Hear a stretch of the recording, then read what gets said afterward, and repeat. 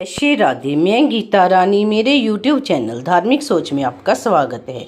आइए आज हम वैशाख मास के महात्म्य की यम ब्राह्मण संवाद चौथे दिन की कथा कहते हैं। नरक तथा स्वर्ग में जाने वाले कर्मों का वर्णन। ऋषियों ने कहा, सुत जी, इस विषय को पुनः विस्तार से कहिए। आपके उत्तम वचनामृत का पान करते करते हमें तृप्ति नहीं होती है। सुत जी बोले, महर्षियों, इस विषय में एक प्राचीन इतिहास कहा करते हैं, जिसमें एक ब्राह्मण और महात्मा धर्मराज के संवाद का वर्णन है।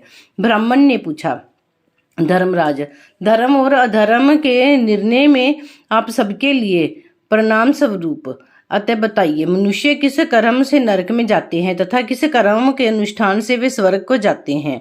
कृपा करके इन सब बातों का वर्णन कीजिए। यमराज बोले, ब्राह्मण, जो मनुष्य मन तथा वाणी क्रिया द्वारा धर्म से विमुख और श्री विष्णु भक्ति से रहित हैं, जो ब्रह्मा शिव तथा विष्णु को भेद से देखते हैं और जिनके हृदय में विष्णु विद्या से विरक्त हैं, जो दूसरों के खेत, जीविका, घर, प्रीति तथा आशा का उच्छेद करते हैं, वे नरक में जाते हैं। जो मूर्ख जीविका का कष्ट भोगने वाले ब्राह्मणों को भोजन की इच्छा से दरवाजे पर आते देख उनकी परीक्षा करने लगता है, उन्हें तुरंत भोजन नहीं देता, उसे नरक का तिथि समझना चाहिए। जो मूढ़, अनाथ, वैष्णव, दीन, रोगातुर तथा वृद्ध मनुष्यों पर दया नहीं करता तथा जो पहले कोई नियम लेकर पीछे अजितेंद्रियता के कारण से छोड़ देता है, वह निश्चय ही नरक का पात्र है।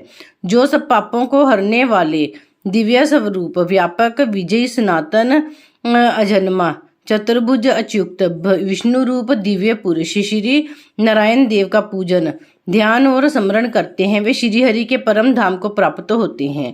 ये सनातन श्रुति है।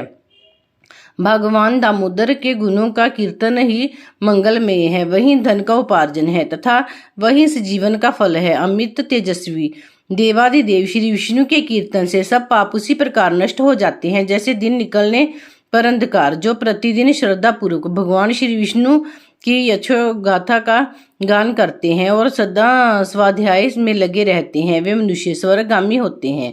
हे विप्रवर, भगवान विष्णुदेव के नाम जप में लगे हुए मनुष्य पहले के पापी रहे हो तो भी भयानक यमदूत उनके पास नहीं फटक पाते। द्विज श्रेष्ठ, हरि कीर्तन को छोड़कर दूसरा कोई ऐसा साधन नहीं है देखा जो जीवों के संपूर्ण पापों का नाश करने वाला प्रायश्चित हो। जो मांगने पर प्रसन्न होते हैं, देकर प्रिय वचन बोलते हैं तथा जिन्होंने दान के फल का परित्याग कर दिया है, वे मनुष्य स्वर्ग में जाते हैं। जो दिन में सोना छोड़ देते हैं, सब कुछ सहन करते हैं, पर्व के अवसर पर लोगों को आश्रय देते हैं, अपने से द्वेष रखने वाले के प्रति भी कभी द्वेषवश अहित कारक वचन मुंह से नहीं निकालते, अपितु सबके गुणों का ही बखान करते हैं, वे मनुष्य स्वर्ग में जाते हैं। जो प्राय स्त्रियों की ओर से उदासीन होते हैं और सत्व गुण में स्थित होकर मन, वाणी अथवा क्रिया द्वारा कभी उनमें रमय नहीं करते, वे मनुष्य स्वर्गगामी होते हैं। जिस किसी कुल में उत्पन्न होकर भी जो दयालु, यशस्वी, उपकारी और सदाचारी होते हैं, वे मनुष्य स्वर्ग में जाते हैं। जो व्रत को क्रोध से, लक्ष्मी को डाह से, विद्या को मान से और अपमान से, आत्मा को प्रमाद से, बुद्धि को लोभ से, मन को काम से तथा धर्म को कुसंग से बचाए रखते हैं, वे मनुष्य स्वर्गगामी होते हैं। विपर, जो शुक्ल और कृष्ण पक्ष में भी एकादशी को विधि पूर्वक उपवास करते हैं, वे मनुष्य स्वर्ग में जाते हैं। समस्त बालकों का पालन करने के लिए जैसे माता बनाई गई है तथा रोगियों की रक्षा के लिए जैसे औषध की रचना हुई है, उसी प्रकार संपूर्ण लोगों की रक्षा के निमित्त एकादशी तिथि का निर्माण हुआ है। एकादशी के व्रत के समान पाप से रक्षा करने वाला दूसरा कोई साधन नहीं है। अतः एकादशी को विधि पूर्वक उपवास करने से मनुष्य स्वर्ग लोक को जाते हैं। अखिल विश्व के नायक भगवान श्री नारायण में जिनकी भक्ति है, वे सत्य से हीन और रजोगुण से युक्त होने पर भी अनंत पुण्यशाली हैं तथा अंत में वे वैकुंठ धाम में पधारते हैं। जो तेजस्वी यमुना, गंगा तथा पुण्य सलीला गोदावरी का सेवन और सदाचार का पालन करते हैं, जिनकी स्नान और दान में सदा प्रवृत्ति है, वे मनुष्य कभी नरक के मार्ग का दर्शन नहीं करते। जो कल्याणदायिनी नर्मदा नदी में गोते लगाते हैं तथा उसके दर्शन से प्रसन्न होते हैं, वे पाप रहित हो महादेव के लोक में जाते हैं और चिरकाल तक वहां आनंद भोगते हैं। जो मनुष्य चरमनवती चंबल नदी में स्नान करके शौच संतोष आदि नियमों का पालन करते हुए उसके तट पर विशेषतः व्यास आश्रम में 3 रात निवास करते हैं। वे स्वर्गलोक के अधिकारी माने गए हैं, जो गंगा जी के जल में अथवा प्रयाग केदारखंड पुष्कर व्यास आश्रम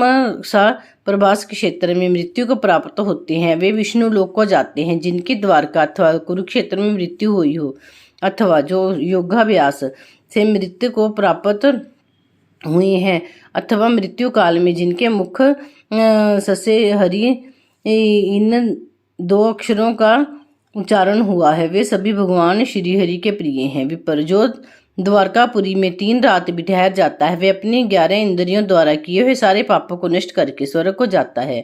ऐसा वहीं की मर्यादा है। वैष्णव व्रत, एकादशी के पालन से होने वाला धर्म तथा यज्ञादि के अनुष्ठान से उत्पन्न होने वाला धर्म, इन दोनों के विधाता ने तराजू पर रखकर तोला था। उस समय इनमें से पहले का पलड़ा ही भारी रहा। ब्राह्मण जो एकादशी का सेवन करते हैं तथा जो अच्युत कहकर भगवान नाम का कीर्तन करते हैं, उन पर मेरा शासन नहीं चलता।